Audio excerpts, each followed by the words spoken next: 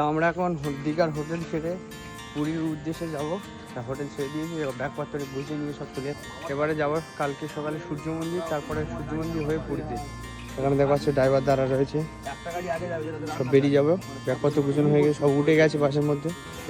সকালবেলাতে ভুবনেশ্বরে বাস পার্কিংয়ে বাস স্টে করলে আমাদের এখানে সবাই নেমে গিয়েছে। তা এখন এখানে রান্না হবে। তাই এখানে রান্না হচ্ছে। আমি আর দাদা হাঁটতে হাঁটতে মন্দিরের দিকেই যাচ্ছিলাম। মন্দিরটা বাস পার্কিং থেকে কিছুটা দূরে ছিল। তা মা এখানে কাকিদের সাথে হাঁটতে হাঁটতে আসছিল, দেখা হয়ে গেল। তা মন্দিরের দূর থেকে খুব সুন্দর লাগছে। দেখো মন্দিরের ভিতরে ক্যামেরা এলাউ ছিল না, 108টা শিবের মন্দির ছিল মন্দিরের ভিতরে। আমাদের সকালের টিফিন ছিল এটা ঘুগনি মুড়ি।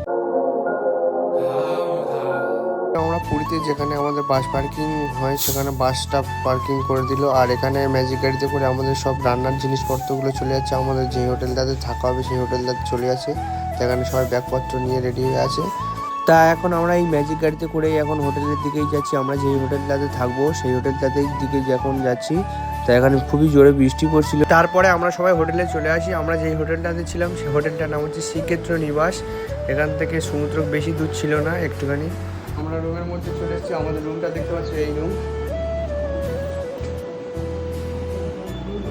স্নান করতে যাবো, আমি রেডি হয়ে গেছি। স্নান করতে যাচ্ছিলাম, মা এখানে আছে, দিদা আসছে। চলো নদীর দিকে যাচ্ছি হাঁটতে হাঁটতে। চলো আমরা এই নদীতে পাড়ে চলে এসেছি, প্রায় দেখাচ্ছে। এই সমুদ্রে সবাই স্নান করাঘুরি করছে। ওখানে মা আর দিদা আসছে।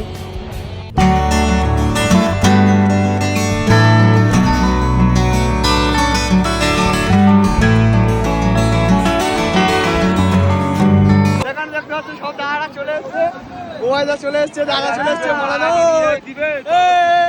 এখানে সবাই স্নান করাকরি করছিল। তা এখানে দেখা যাচ্ছে প্রচুর লোক। তা এখানে মা দিদা এখানে স্নান করাকরি করছে।